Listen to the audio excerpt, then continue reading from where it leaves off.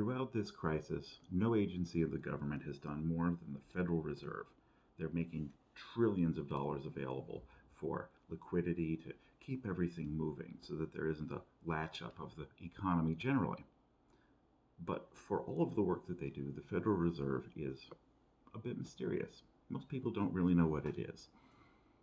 And as a result, there are all kinds of great conspiracy theories. It wouldn't be YouTube if we didn't mention them. And I'm going to talk about the great conspiracy involving the Federal Reserve. But for most people, it starts with this, the Federal Reserve note. Yes, all of our money is essentially printed by the Federal Reserve.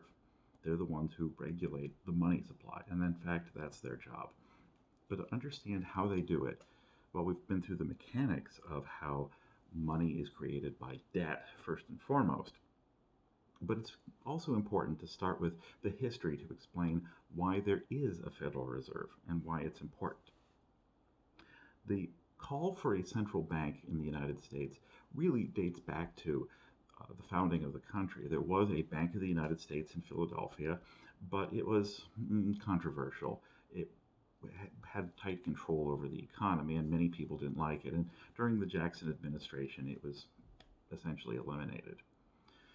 Well, that meant that the United States went along with a gold-backed currency that was difficult to achieve, like so many other things that are gold-backed. It was limited in scope.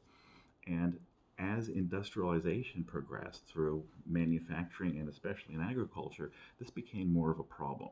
In the Panic of 1893, there was a tremendous run on gold and silver in the United States because people lost faith in the US dollar. And the government was able to stabilize things, but in 1895, everything finally latched up to the point where the government needed a major bailout. And the richest man in America, J.P. Morgan, the guy, not the company he founded, personally bailed out the United States. That's right. If it hadn't been for his good graces, the United States government would have collapsed. Now, he did make some money off of it. Not much. He wisely realized he would be killed if he tried to profit from the situation, but, well, it was embarrassing at best. And at worst, it was a general threat. The government was latching up. The need for more money was strangling the economy. 1 year later, in 1896, William Jennings Bryan ran for president of the United States, largely on a platform that the American farmers were being crucified on a cross of gold. Farmers, in particular, borrowed money to get seeds, planted them, grew them, and then sent the crop to market and were able to pay off the loans.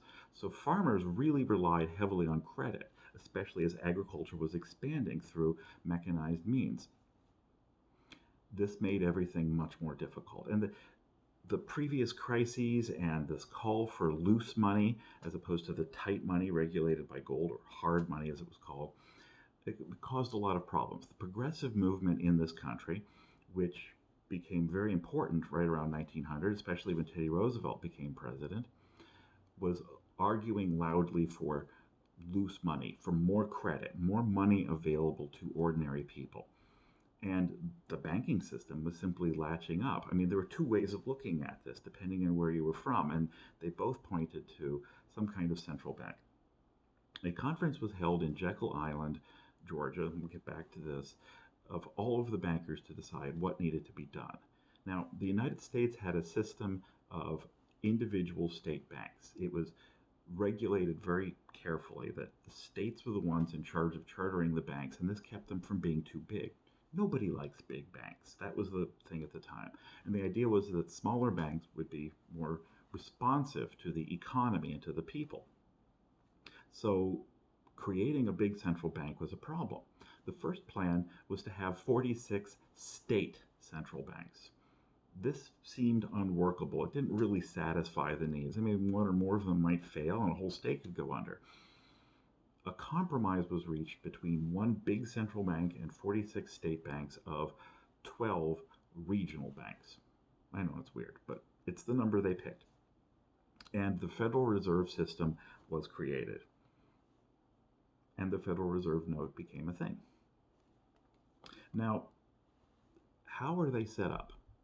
Each Federal Reserve branch is essentially a nonprofit corporation. It has a board of directors chosen from the region, from the community, that includes bankers and non bankers. The president of the Federal Reserve branch is elected only by the non bankers. The bankers don't get a vote in it. And they are typically people from the community that run other nonprofits, other charities. In fact, the chair of the Minneapolis Federal Reserve Board is also the director of the Amherst H. Wilder Foundation, which is a charity that provides aid to poor people. And this is fairly common. The Federal Reserve branches themselves do all kinds of different things in addition to monitoring their region and making sure that the money supply goes up and down. For example, in St. Louis, James Bullard is the president of that branch there. He has started the Federal Reserve Economic Data System, or FRED. You might see a whole lot of graphs around that come out of it. Basically, wanted to make sure that all of the information that the government has could be used in a ready, handy form that people could produce whatever charts and graphs they needed. The head of the Minneapolis Federal Reserve, Neil Kashkari, guy I really like, was the former director of the Troubled Asset Relief Program, or TARP, during the 2008 crisis. He's a mechanical engineer by training, worked for NASA for a while before he went on to work for Goldman and took a career in finance. And he's very interested in loose money. So we have these 12 Federal Reserve branches, and just for a little bit of trivia, if you look here on this particular note, you see an L. The ones are the only ones that still have the old-fashioned system, but up in the corner you also see a 12. That's common on all the bills. For the 12 different branches, this note is from the 12th branch, which is San Francisco. And yes, I can name all 12 if you want. But they are done regionally, based on the regional needs of each part of the country. Now, this all sounds great. I mean, the Federal Reserve's job is basically to provide liquidity, money assets for banks in their system. And that's what they do. As a group, they also set interest rates. The interest rates that they set are something that influences the bond market, but doesn't directly control it. You see, this is the interest rate that they set is the rate at which banks, which are members of the Federal Reserve System, can borrow money. And the rate that they set, the Fed funds rate, is always just a little bit lower than the long-term bond rates. We usually use the 10-year bond, but there's also a 30. But if you look at the 10-year bond, there's a spread between the two. So a bank can borrow money at a lower rate, buy government debt that it needs to keep that, 8% reserve that it has to maintain, and there's a little bit of profit guaranteed for them. Wouldn't it be great to have a guaranteed profit? Anyway, that's the banking system we have. And the Federal Reserve is there just to make sure that everybody has enough to get by. In this crisis, they're printing money like crazy. They're basically giving whatever assets are available to anybody. And it's hard to keep track of, but it's in the trillions and it's going to keep growing. The Federal Reserve also, during the 2008 crisis, bought a whole bunch of government debt rather than throw it onto the market where it might not exactly be considered a good asset by much of the market. I mean, basically, if nobody buys it, the price of the bonds has to go down, which means interest rates would go up, and that was the one thing they wanted to avoid. So the Federal Reserve simply absorbed that. It was in the process of unwinding all of that and selling those off, got about halfway through when the crisis started hitting here. And so the Federal Reserve holds a whole lot of government debt, which is weird because all profits from the Federal Reserve System go back to the U.S. government. So the U.S. government pays the Federal Reserve, which pays anyway. It's just a cycle of debt. It's gotten to the point where the Federal Reserve holds a tremendous amount of U.S. government debt because they don't want to dump it on the market. The Federal Reserve also does one other rather cozy thing, and that is to make sure that those assets that are held by banks are of high quality. There's of the 8% that banks are required to hold, 4% must be the highest possible quality, and this is up to the Fed to audit that. That arrangement is a little bit weird, but anyways, we won't get into that too much. So, really, the Federal Reserve doesn't do as much in terms of making policy as many people think. If anything, it implements policy more than it makes it. It does its job. But as one of the most functioning parts of our government, it's the most visible and, well, it becomes a target for people. And this is the conspiracy. See, there is a conspiracy involving the Federal Reserve, a conspiracy to denigrate it. Yeah. See, one of the leading examples is a book called The Creature from Jekyll Island. I do not recommend reading this, okay? It was written by a man, let me get it right here. Uh, G. Edward Griffin was his name, a lifelong member of the Birch Society and advocate for the gold standard, for hard money. Yes, we still have that debate after all this time. And his basic premise was that the Federal Reserve is one great big conspiracy to control the world and promote warfare and all of that other stuff. Um, it's just nonsense, okay? The Federal Reserve simply does its job. It may intervene a little too much, and as an implementer of policy, it may be a little too political. It may be a little too close to Congress and American policy. Certainly through this time of crisis, it is implementing policy of loose credit like crazy as directed from our government. So it's not really all that independent after all. So what really does the Federal Reserve do? Well, it makes sure that banks have enough money to get by. That's what it's there for. It's the bank for banks. And it audits them to make sure that their assets are good, and it winds up ultimately printing the money that we use. That's about it. Each of the branches is run as any other nonprofit, more or less. Now, there have been a lot of calls to audit the Fed, or end the Fed for that matter. Look, if you want to audit the Fed, you can go onto their website. Every 3 months, they have a complete audit of all of their assets, where they came from, where they're going, everything done independently. I believe it's by Price Waterhouse. You want to audit the Fed? Go forward. You can do it yourself. It's all there. There is nothing mysterious about the Federal Reserve.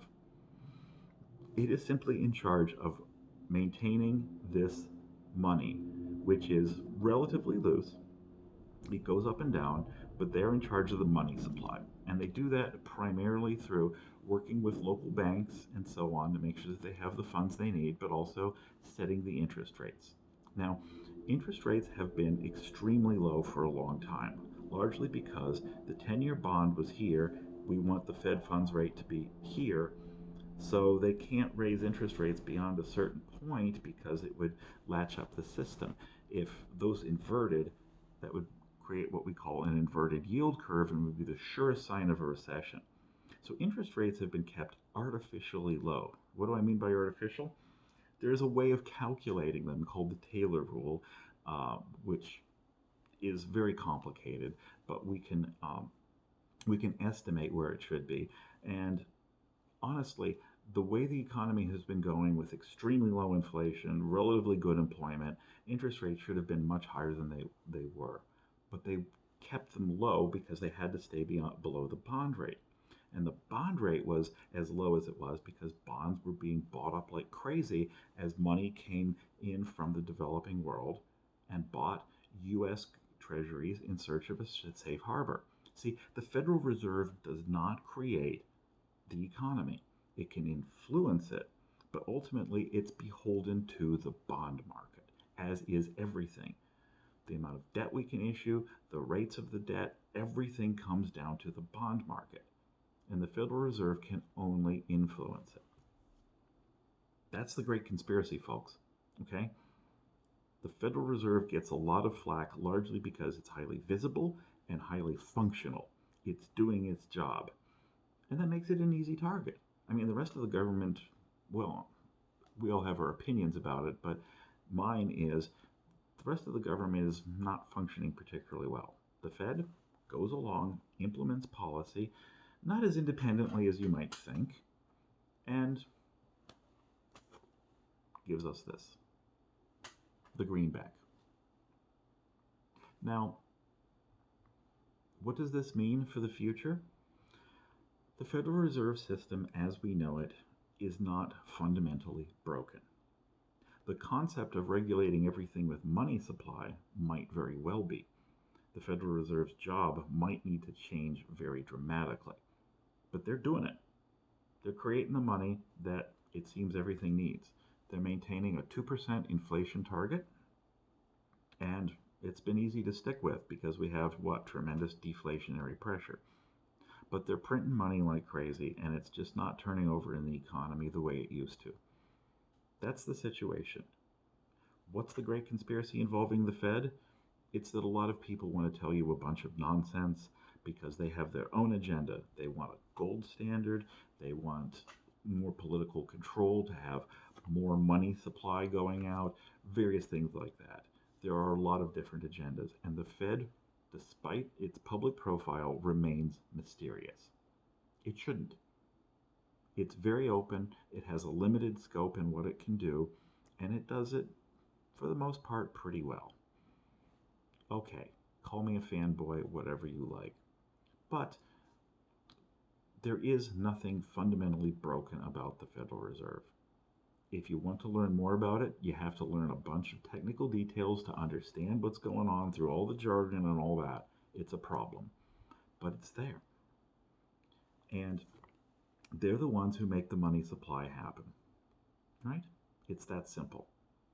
I happen to believe that monetary policy is simply not going to fix everything, and I've been making that case that we have reached the limits of money supply, of monetary policy and money supply to fix things. In many ways, very similar to the situation back in 1895 when J.P. Morgan had to bail out the U.S. government.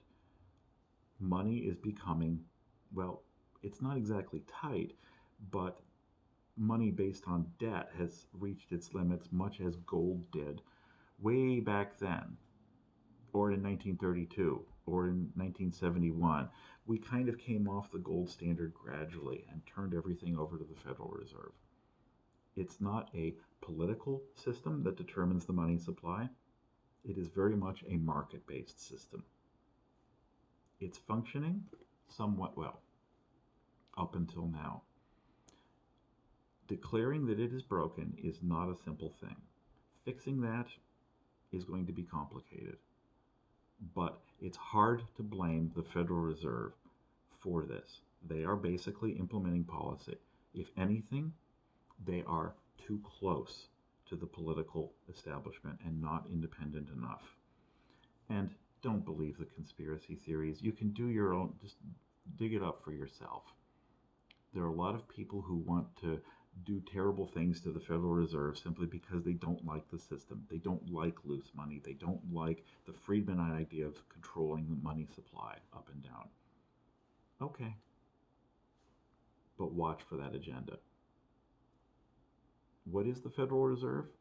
It's basically a series of 12 nonprofits that are in charge of making sure that banks have the proper liquidity to function and that the money supply remains relatively constant. That's it. Lately, they've been buying a lot of government debt in order to keep that money supply going, and that gets them more involved in the market than they probably should be.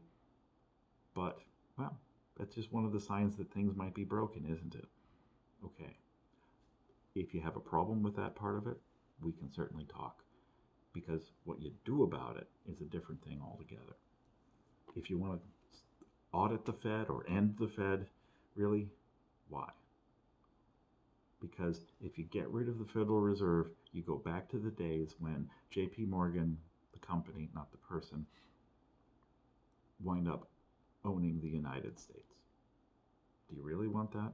Do you really want big banks to control things? You might not like the Federal Reserve, but at least they are beholden to somebody. And the presidents of each branch are elected by members of the community, and the chairman of the Federal Reserve is beholden to Congress. It's something. All right. Have a good day.